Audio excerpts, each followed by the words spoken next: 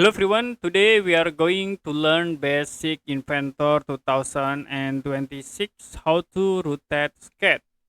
So as example, I will create sketch. You can click start to the sketch and I will choose top line. You can draw with line tools. I will create from this point into here. This is for the example sketch. And now if you want to rotate the sketch, you can select and you can click this rotate tools in modify. Now for center point, I will select at this point, and in here you can choose yes.